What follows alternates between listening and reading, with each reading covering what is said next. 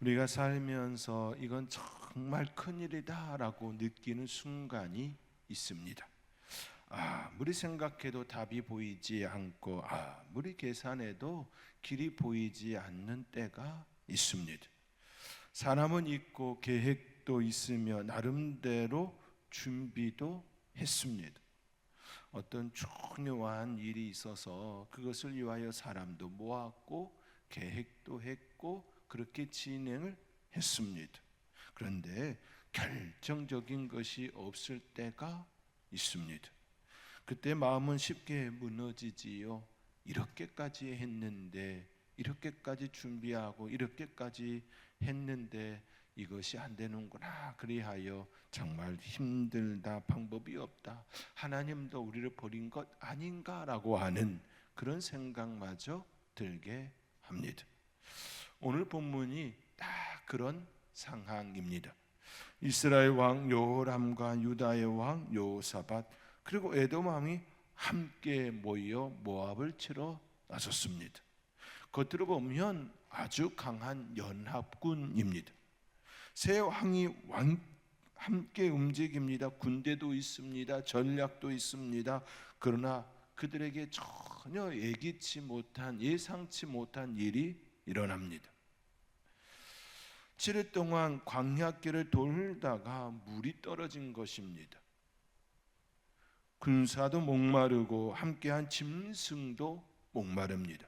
전쟁을 시작하기도 전에 광야에서 목마름으로 무너질 위기에 놓였습니다.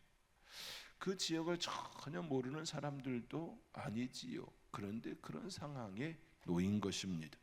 이 일은 큰일입니다. 정말 큰일입니다. 많은 무리들이, 군사가 목마름으로 지게 생겼습니다. 죽게 생겼습니다. 전투보다 먼저 그들을 붙잡은 것은 목마름이었습니다. 적군보다 먼저 광야가 그를 위협합니다. 그런데 바로 그때 하나님께서 엘리사를 통하여 그들에게 말씀합니다. 이는 여호와께서 보시기에 작은 일이라. 그들은 이제 희망이 없다, 소망이 없다, 도저히 그렇게 생각하는 그 일, 큰 일이다 여기는 그때 하나님께서는 엘리사를 통하여 주신 말씀이 하나님께서 보시기에 작은 일이라 말씀합니다. 그들에게는 큰 일이었습니다만 하나님에게는 작은 일이었습니다. 이것이 오늘 본문의 핵심입니다. 우리에게는 큰 일이지만 하나님께는 작은 일이 됩니다. 우리에게는 막힌 길이지만 하나님께는 열린 길입니다. 우리에게는 물이 없는 골짜기지만 하나님께는 물이 들어가는 곳입니다. 물이 넘치는 자리입니다. 오늘 말씀은 우리에게 묻습니다. 우리 위기의 순간에 무엇을 보느냐 묻습니다. 문제의 크기입니까? 하나님입니까? 우리는 하나님을 본다고 말하면서도 정작 우리의 눈은 문제의 크기에 빠져 있을 때가 있습니다. 큰일이다. 그 안에 우리의 생각과 우리의 모든 것이 멈춰버리는 그때가 있습니다. 오늘 본문의 말씀을 통하여 세 가지 대조를 통해 우리 자신을, 우리의 모습을 점검할 수 있는 귀한 수요 예배가 되어지기를 주님의 이름으로 권면드립니다. 먼저 본문은 두 왕의 태도를 대조합니다. 이스라엘 왕 여호람과 유다 왕 여호사밧입니다. 물이 떨어졌을 때 여호람은 이스라엘 왕 여호람은 13절 하반절과 같이 여호와께서 이 세 왕을 불러 모아 모압의 손에 넘기려 하신다 이야기합니다. 그런 위기 앞에서 하나님을 원망합니다. 자신들의 결정과 돌아온 길을 점검하기보다 하나님께 책임을 돌립니다. 평소에는 하나님을 온전히 따르지 않았으면서 어려움이 그들에게 임하자 하나님께 책임을 전가합니다. 마치 아담과 하와가 죄를 범한 이후에 아담이 하와에게, 하와가 뱀에게 책임을 전가하는 그 모습과 같이 그 모습이 일어납니다. 이것이 여호람, 북이스라엘 왕 여호람의 모습입니다. 그에게 하나님은 믿고 순종할 뿐이 아니라 위기의 책임을 돌릴 대상이었습니다. 일이 잘 될 때는 자기 뜻대로 가고 일이 막히면 하나님을 원망합니다. 이것은 참된 신앙이 아니라 신앙의 모순입니다. 좋은 모습이 아니라 못된 모습입니다. 그러나 여호사밧은 전혀 다르게 반응합니다. 그는 우리가 여호와께 물을 만한 여호와의 선지자가 여기 없느냐라고 찾습니다. 우리가 여호와께 물을 만한, 우리가 이 상황에 대하여, 이 문제에 대하여 하나님께 묻자. 우리가 하나님께 물을 만한 하나님의 선지자가 여기 없느냐 묻습니다. 같은 위기였습니다. 같은 광야였습니다. 같은 목마름이었습니다. 그러나 한 사람은 원망했고 한 사람은 찾았습니다. 한 사람은 절망을 이야기하고 한 사람은 하나님께 물을 길을 묻습니다. 사랑하는 성도 여러분, 위기는 우리의 믿음을, 우리의 참 모습을 드러냅니다. 평안할 때는 누구나 믿음의 말을 할 수 있습니다. 좋은 말을 충분히 할 수 있습니다. 그러나 물이 떨어지고 길이 막히고 마음이 무너질 때 우리의 속사람이 드러납니다. 그때 우리는 여호람처럼 말할 수 있어야 하지요. 하나님이 나를 버리셨다, 이제 끝났다, 그런 모습이 우리 안에 있는 것이 아니라 여호사밧처럼 하나님께 물을 수 있어야 합니다. 이 상황 속에서 하나님의 말씀이 무엇인가? 하나님은 우리에게 무엇이라 말씀하는가? 여호람이 아니라 여호사밧처럼 우리의 모습이 되어야 하지요. 그런데 생각보다 여호사밧처럼 하나님을 찾읍시다, 하나님께 물읍시다 보다 원망이 먼저 나올 때가 참 많습니다. 엘리사는 여호람을 향하여 매우 날카롭게 말합니다. 당신의 부친의 선지자들과 당신의 모친의 선지자들에게로 가소서 말합니다. 평소에 의지하던 우상에게 가보라는 뜻입니다. 이방신들에게 가보라는 것입니다. 이것은 조롱이 아니라 책망입니다.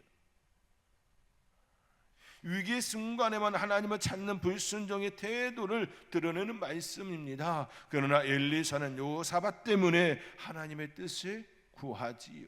여호람 때문이 아니라 여호사밧 때문에 하나님의 뜻을 구합니다. 말씀을 찾는 한 사람이 그곳에 있었기 때문입니다. 때로 하나님께서는 다수의 불평과 원망과 하나님을 저버리는 그 무리 때문이 아니라 한 사람이 기도하는 그 사람 때문에 구할 때가 있습니다.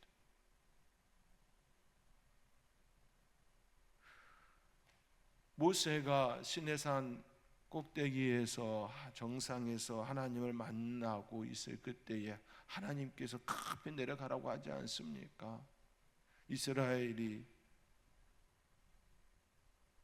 아론을 중시하여 금송아지를 만들고 하나님 앞에 바르게 행동하지 않는 그 모습, 그 많은 무리들이 하나님 원망하고 불평하고 모세가 내려오는 것을 참지 못하고 그 불순종의 그 모습, 무리의 큰 모습, 그러나 하나님 앞에 기도하는 모세의 그 한 사람으로 인하여 하나님께서 그들을 참아주는 그 모습이 있지 않았습니까? 많은 무리의 불평 소리가 있다 할지라도 한 사람의 간절히 하나님을 찾는 그 소리를 들으시는 우리의 하나님이시지요. 공동체 안에 이런 사람이 필요합니다. 모두가 원망할 때 말씀을 찾는 사람, 모두가 낙심할 때 하나님께 묻는 사람, 모두가 현실만 말할 때 하나님의 뜻을 구하는 사람, 그 한 사람이 필요합니다. 때로 공동체가 무너지는 건 공동체 모두의 죄 때문이 아니라 하나님께 구하지 않는 한 사람이 없어서 무너지는 겁니다. 그렇기에 남을 탓할 것 아무것도 없습니다. 내가 기도하지 않았다.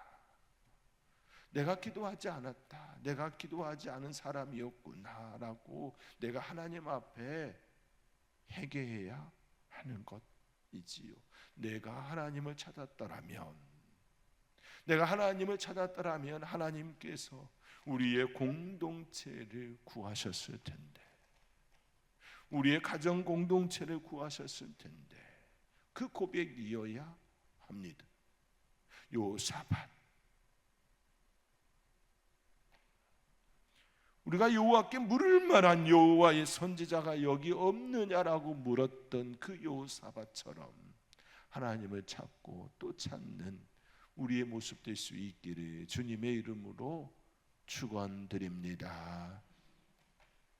두 번째로 본문은 인간의 계산과 하나님의 말씀을 대조합니다. 첫 번째는 두 왕의 태도가 대조되었지요. 두 번째로 본문은 인간의 계산과 하나님의 말씀을 대조합니다. 세 왕은 나름대로 계산했습니다. 모압을 치기 위해 동맹을 맺었습니다.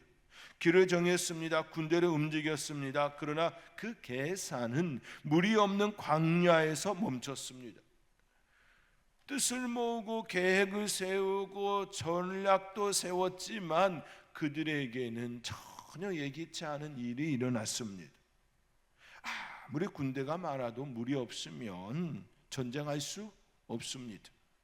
왕이 셋이 있다 할지라도 생명의 근원이 끊기면 앞으로 나아갈 수 없습니다.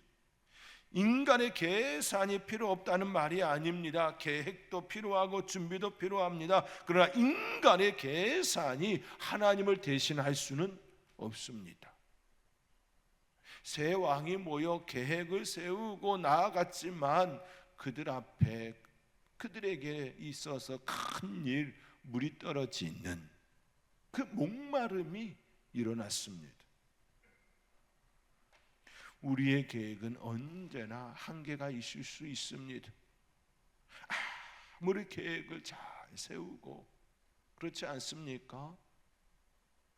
이건 먼저 하고 이건 나중에라고 생각했는데, 그렇게 해야 일의 순서가 된다라고 생각했는데 전혀 그렇게 안 되어질 때도 있지 않습니까? 그래서 애를 먹는 그런 시간들이 있지 않습니까? 이거 먼저 팔고 이거 사면 돼, 이거 먼저 사고 이거 나중에 팔면 돼, 이런 계획들이 다 한순간에 깨어지지 않습니까? 우리의 삶의 자리에 그런 일들이 종종 일어납니다. 계획을 했지만 그 계획마저도 되지 않을 때가 있습니다. 우리는 길을 계산하지만 광야의 목마름까지 다 알지 못합니다. 우리 인생이 그렇습니다. 우리는 전쟁을 준비하지만 우리의 연약함까지 다 해결하지 못합니다. 그렇기에 계획을 세울 때에 반드시 먼저 있어야 하는 것, 함께 꼭 따라가야 하는 것, 하나님, 이 한마디이지요. 다른 것이 아니라 이 한마디입니다. 하나님 아시지요. 우리의 연약함 아시지 않습니까? 우리의 연약함 아시지 않습니까? 계획을 세우지만 이를 이루시는 분은 우리의 하나님이십니다. 그때 하나님께서 말씀합니다. 16절의 말씀입니다. 우리 함께 읽겠습니다. 그가 이르되 여호와의 말씀이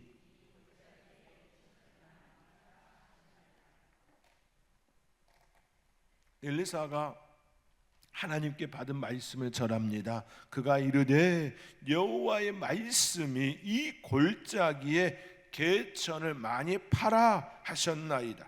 참 이상한 말씀입니다.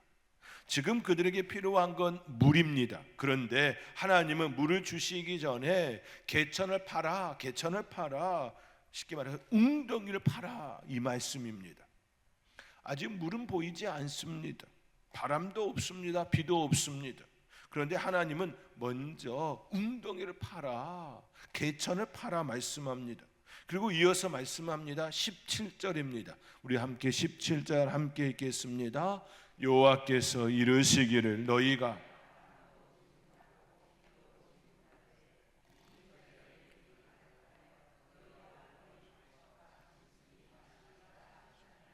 아멘. 이것이 하나님의 방식입니다. 사람은 구름이 보여야 비를 기대합니다. 그렇지 않습니까? 바람이 살랑살랑 할 때에 나뭇잎이 살짝 이렇게 뒤집어지면 이건 비올 비야 라고 얘기하지요. 우리가 그렇지 않습니까? 바람도 보고 그래야 비가 온다 얘기합니다. 그러나 하나님은 바람도 없이 비도 없이 물을 채우실 수 있는 분, 우리의 계산과 전혀 다르게 역사하시는 분, 징조가 보이지 않아도 하나님은 일하시는 분이십니다. 변화가 보이지 않아도 하나님은 준비하시고 우리에게 하나님됨을 드러내십니다. 우리는 일어나는 변화를 보면서 그렇게 될 거야 라고 예측하지요. 그런데요, 우리의 예측과는 전혀 다르게 하나님은 그런 예측 전혀 상관없이 하나님께서 필요하시다 하시면, 하나님께서 공급하시고자 하시면 그 일이 일어납니다. 그리고 말씀하지요. 이는 여호와께서 보시기에 작은 일이라. 우리는 바람이 불고 그런 현상이 일어났을 때에 비가 오면 그렇지라고 반응하지만, 하나님은 전혀 그런 모습이 없어도 그 일을 행하시면서도 이것은 큰 일이 아니라 작은 일, 우리 입장에서 보면 아주 큰 일이지만 그 일이 큰 일이 아니라 작은 일이라 하십니다. 물 없는 광야는 큰 일입니다. 길이 막힌 현실은 큰 일입니다. 해결되지 않는 문제는 큰 일입니다. 그러나 하나님께는 작은 일입니다.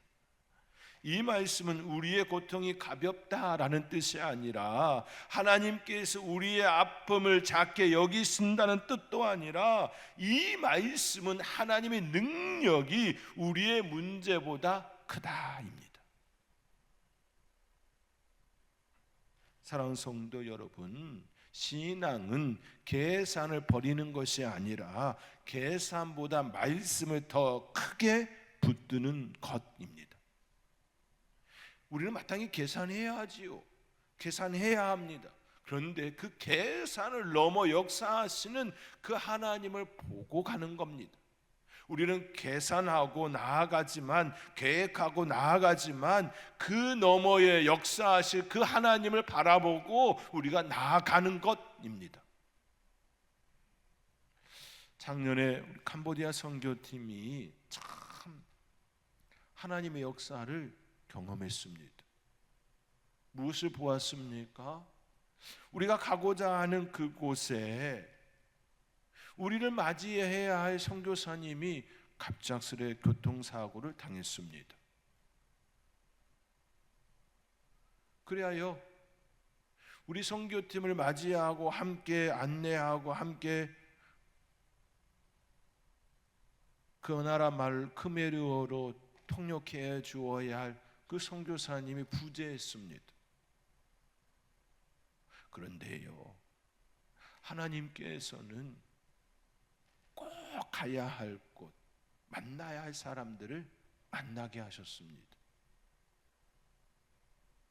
우리가 준비한 것보다, 우리가 계획한 것보다 더 풍성하게 보게 하셨습니다. 계획해야지요.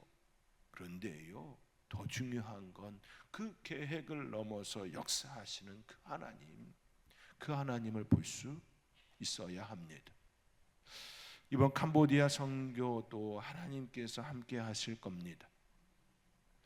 이번 여름 사이에 이미 유치부, 여름 성경학교 강습회 다녀오고, 또 선생님들끼리 모여서 계획하고 또 준비하고, 아동부도 또 여름 강습회 다녀오고 또 준비하고 있습니다.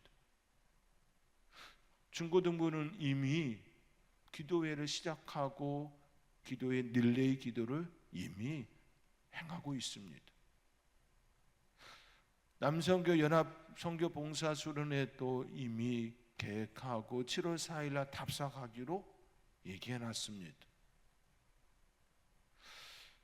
날짜가 너무 짧아서 또 15일 우리 강복절을 그 즈음해서 앞뒤로 움직이는데 토요일이고 주일이고 월요일 날 짧아서 주일 날 오후에 가서 월요일 날 그 짧은 시간이지만 그래도 가겠다라고 결정하고 준비하고 있습니다.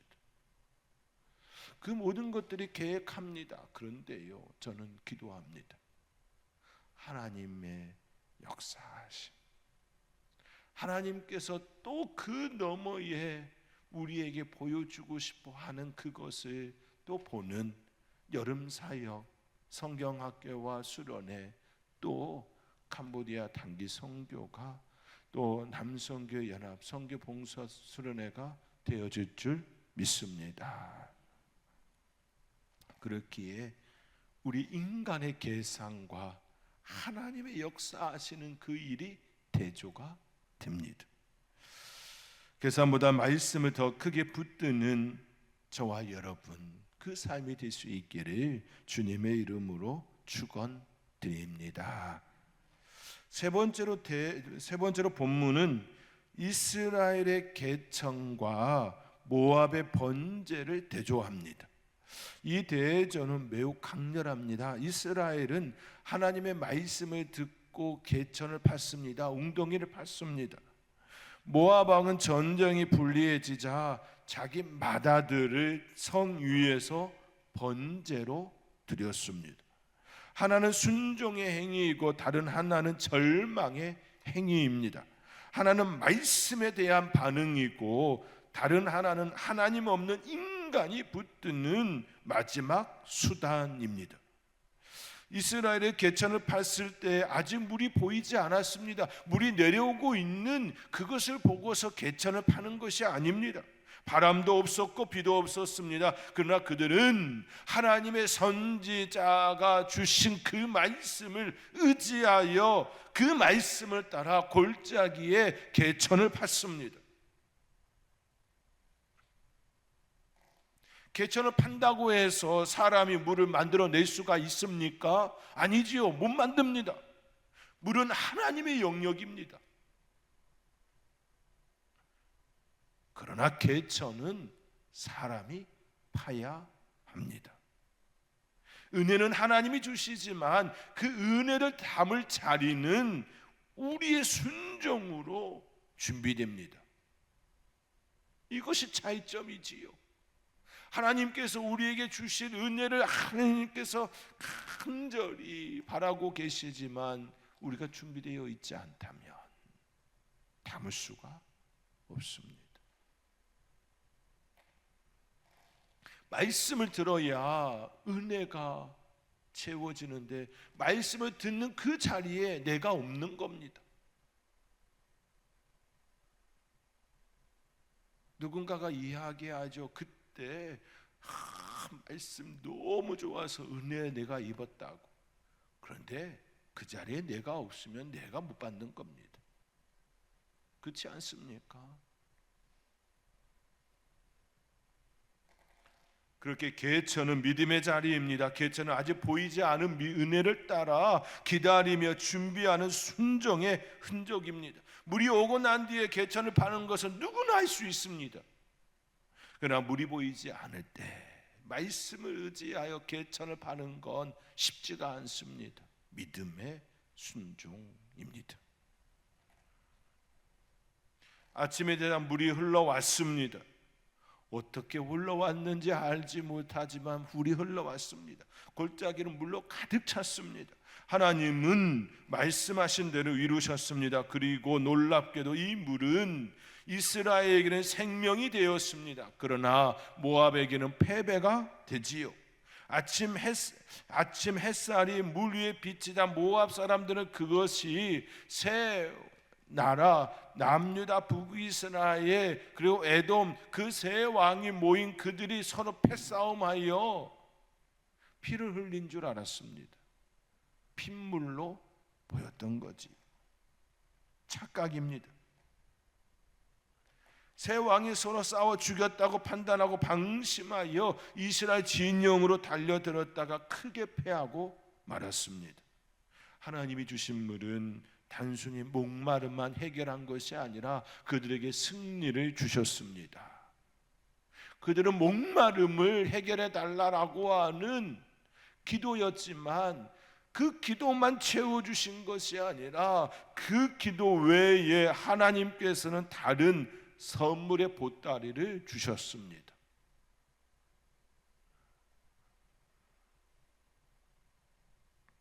우리는 당장의 목마름만 해결되기를 바랐지만 하나님은 그 자리에서 하나님이 하나님됨을 드러내셨습니다. 하나님의 영광을 드러내셨습니다. 그러나 모압 왕 끝까지 하나님을 찾지 않지요. 그런 전쟁이 불리해지자 자기 뒤를 이을 맏아들을 번제로 드립니다. 오늘 본문 27절의 말씀입니다. 우리 27절의 말씀 우리 함께 읽겠습니다. 이에 자기 왕위를 이어 왕이 될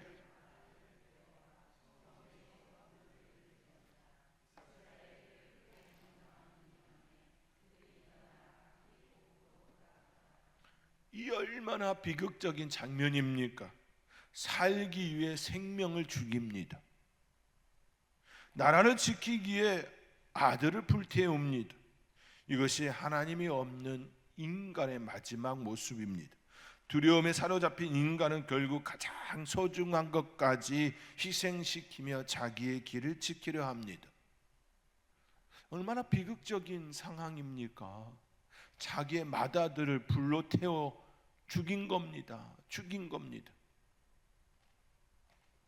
여기서 우리는 우리의 모습을 볼 수 있어야 합니다. 오늘날 우리는 성위에서 자녀를 번제로 드리지는 않습니다. 옛날 그 모습 그대로 우리의 삶의 자리에 일어나지는 않습니다. 그러나 때로는 성공을 위하여 가정을 희생시키지요. 성공을 위하여 자기를 희생시키는, 자기를 없애버리는 일들이 일어납니다. 불안을 해결하기 위하여 양심을 희생시킵니다. 타협하지요. 내 자리를 지키기 위하여 누군가를 희생시킵니다. 욕망을 이루기 위해 믿음의 기준을 버립니다. 적당히 살금살금. 이것이 오늘의 번제일 수 있습니다. 성 위에서 맏아들을 죽이는 번제만이 번제가 아니라 우리의 삶의 자리에 우리 하나님께서 원하시지 않는 그것이 우리의 잘못된 번제일 수 있습니다. 하나님은 우리에게 그런 번제를 요구하지 않습니다. 하나님은 우리에게 말씀합니다. 개천을 팔아. 두려움 속에서 누군가를 희생시키지 말고 하나님 말씀 앞에서 순종으로 준비하라 말씀합니다. 기도의 개천을 파야 하지요. 말씀의 개천을 파야 합니다. 순종의 개천을 파야 합니다. 채우시는 분은 우리의 하나님. 우리는 개천을 팝니다. 사랑하는 성도 여러분, 우리는 위기 앞에서 둘 중 하나의 길을 선택합니다. 말씀을 듣고 개천을 팔 것인지, 두려움에 사로잡혀 잘못된 번제를 드릴 것인지. 잘못된 번제가 아니라 하나님의 말씀을 따라 개천을 파는 그 믿음. 베드로가 예수님의 말씀을 따라 밤새도록 잡지 못했으나 말씀을 의지하여 깊은 곳에 그물을 내리리이다 고백하여 그물을 내림과 같이 말씀을 따라 저와 여러분의 삶의 자리에 때로는 바람 불지 않아도 비가 오지 않아도 말씀을 의지하여 개천을 팔 수 있는 저와 여러분의 그 고백이 될 수 있기를 주님의 이름으로 축원드립니다.